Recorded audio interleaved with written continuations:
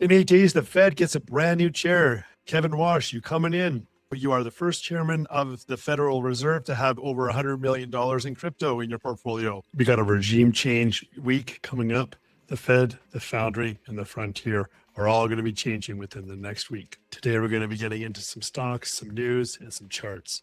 On Wednesday, we had a new all-time high. We had a nice reversal back a little bit on Thursday, and the market is chopping around, trying to find some data, trying to find some signal as to where it should be going, higher or back down lower. On Wednesday, we set a new all-time high. On Thursday, we pulled back a little bit, and then Friday today, lots of green across the board, and we're setting in some new all-time highs. The Qs, man, you're doing fantastic, crossing above 700. Anthropic, they had predicted, forecasted out 10 times growth. In the last quarter, they had 80 times growth. They have run out of compute. They are growing faster than they ever thought possible. In a minute here, I'm going to show you how you can participate in both of the stocks that you see on your screen here. Back in February, Elon Musk was saying, Anthropic hates Western civilization. Now, on Wednesday, Musk says, Claude will probably be very good. Now, they're going to get into a deal, and Anthropic is going to start to rent some of the compute space that SpaceX has with their Colossus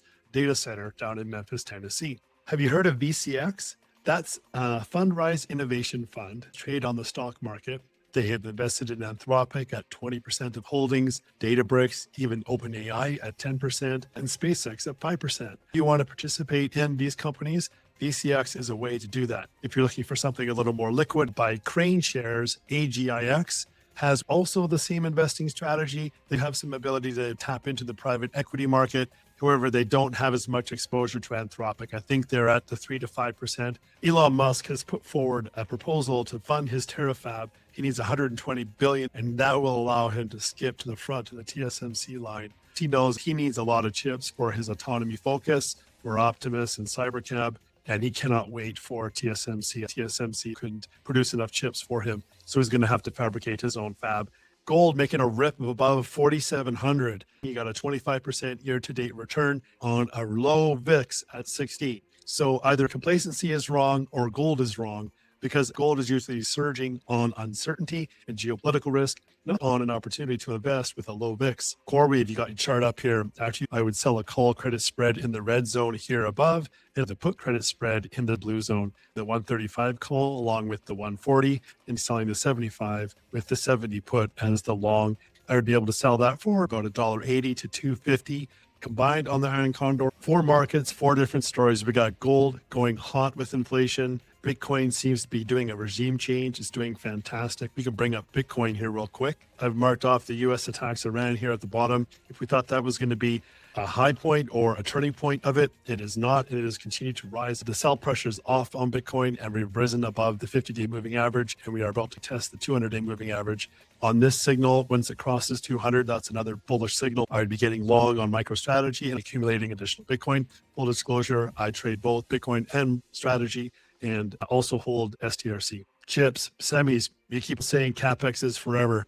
It seems astonishing that you guys can attract new CapEx spend almost daily. Meta and Microsoft this week alone announced $35 billion in CapEx going to artificial intelligence. It's amazing to see how productive they think AI is going to be and how it can replace so much labor and workforce. Faster code with less coders. If you'd like to get better trading results, come on over to joincfu.com, Cashflow University, join our Discord, and I think you'll be impressed with the services that we provide. Some other charts that we've been watching, of course, is Tesla. Since the beginning of May, putting in green candles daily with gap ups, and we're going straight to 450 area, which is going to be a nice resistance and supply zone. They have an announcement that the Optimus 3 robot is now going in for production, and that suppliers have been tapped on the shoulder in order to provide the chips and the pieces and the parts in order to make the Optimus robot. Elon told us as soon as it's ready for production, we're going to demo it to everybody. I'm hoping Optimus is now mere months away instead of years. TSMC, Taiwan Semiconductor, all paths go through this company. It has run into resistance in the last few days.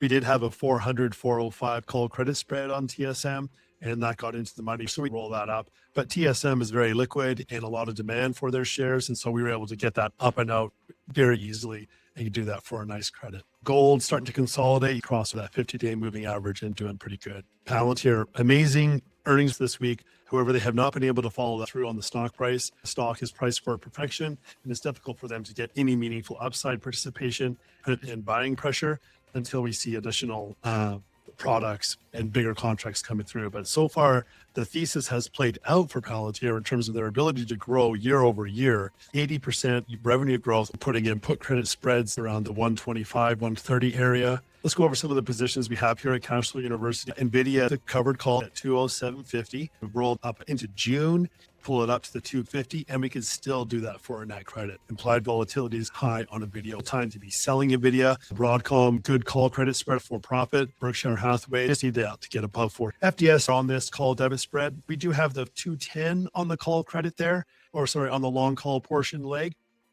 And we're just short the 240, pull into a put credit spread, or into FTS will do well. SoFi, brutal. In the middle of next week, use a call debit ratio spread. Again, that's all we have time for today. If you would like to get more information about Cashflow University, who we are, what we do, head over to joincfu.com. Thanks for joining me.